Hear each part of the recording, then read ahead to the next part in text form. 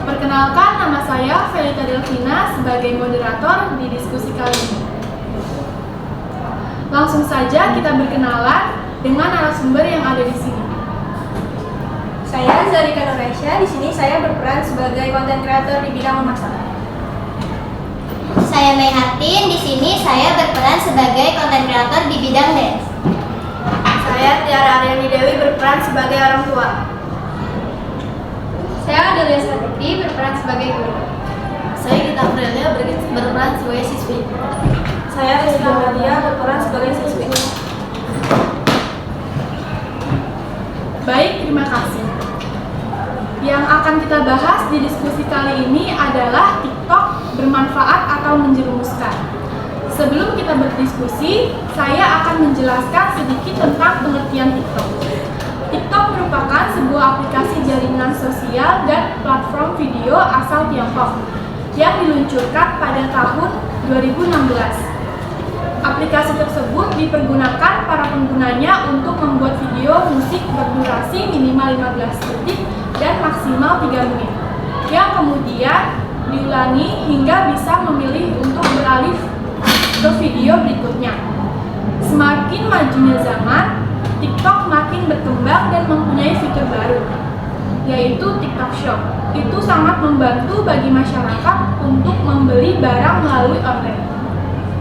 Pertanyaan pertama yang akan saya berikan kepada Bu Adelia.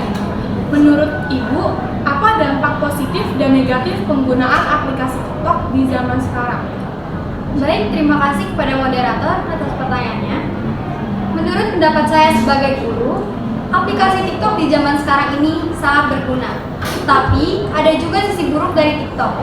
Sisi baiknya adalah TikTok bisa dijadikan sarana pembelajaran dan pembahasan materi. Sedangkan sisi buruk mengenai TikTok yaitu digunakan secara berlebihan, pengguna dapat menjadi kecanduan untuk membuka aplikasi ini secara terus-menerus, dan rutinitas ini dapat mengganggu kefokusan para siswa dan siswi saat melakukan pembelajaran. Baik, terima kasih atas pendapat dari Ibu Adelia. Selanjutnya, saya akan menanyakan pertanyaan yang sama ke orang tua siswa bagaimana adanya TikTok.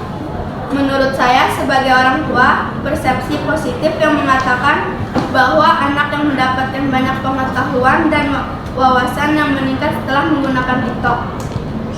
Ada juga yang mengatakan negatif dan juga positifnya.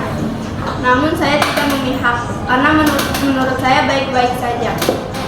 Ada juga yang persepsi orang tua menganggap penggunaan TikTok oleh anak-anak itu tidak baik, dapat melalaikan kewajiban yang seharusnya anak kerjakan, hingga anak mementingkan membuat konten di TikTok daripada makan dan membuat tugas di sekolahnya.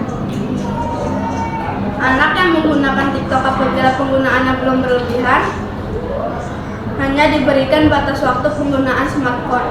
Mereka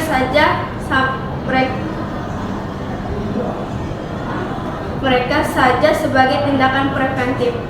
Namun untuk yang sudah berlebihan hingga lalai dan lupa waktu, saya biasanya mengambil paksa smartphone itu dari anak-anak.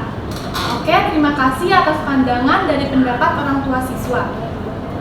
Dan selanjutnya, saya akan mendengar pendapat dari konten kreator mengenai berita-berita yang sedang ramai, TikTok menjerumuskan atau bermanfaat. Menurut saya sendiri sebagai konten kreator, aplikasi TikTok ini untuk menghibur saya ketika saya sedih dan ketika saya senang.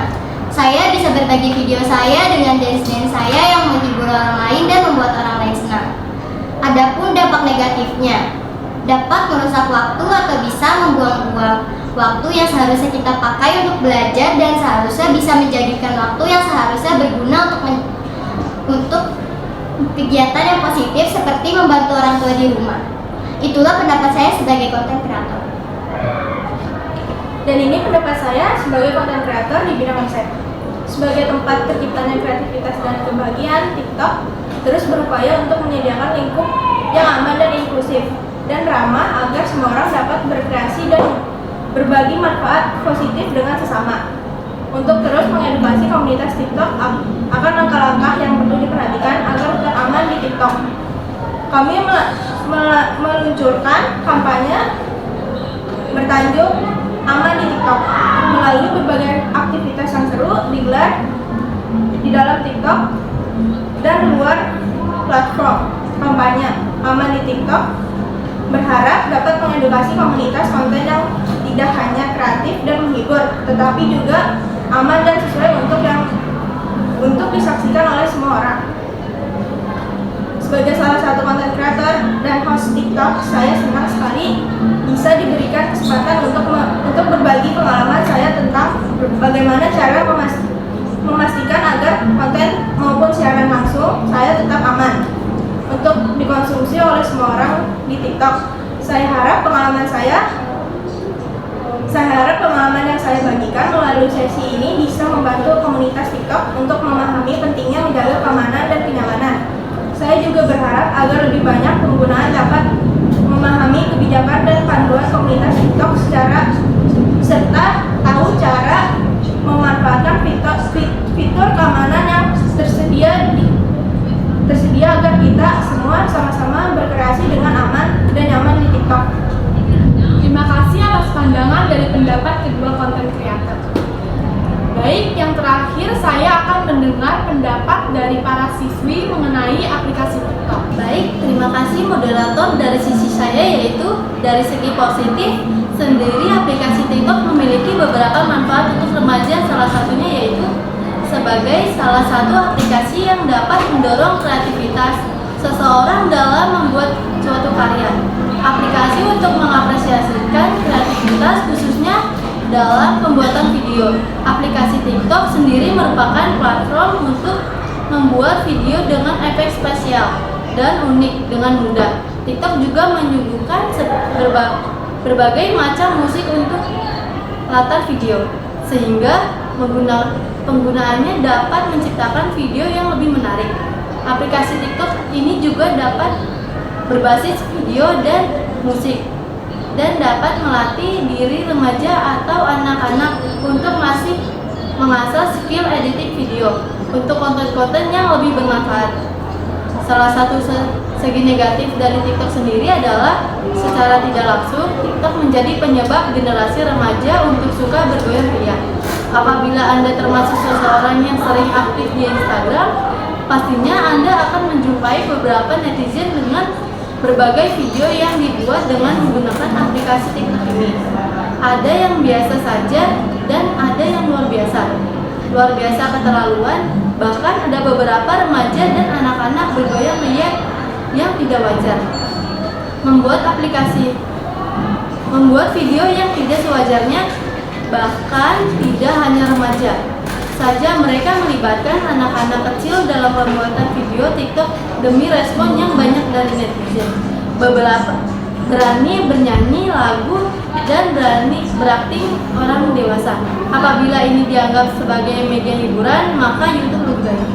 Dan menurut saya tidak setuju jika TikTok dikatakan menjerumuskan ke hal yang tidak baik, karena TikTok juga menguntungkan dan menghibur saya saat kesepian.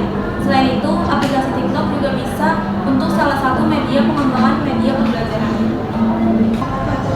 Terima kasih atas pendapatnya siswi Amel dan Gita. Jadi kesimpulan pada diskusi kali ini adalah kita dapat menyimpulkan bahwa aplikasi TikTok mempunyai dua sisi positif dan negatif sesuai dengan orang yang menggunakannya. Demikian atas perhatiannya, saya selaku moderator mengucapkan banyak terima kasih.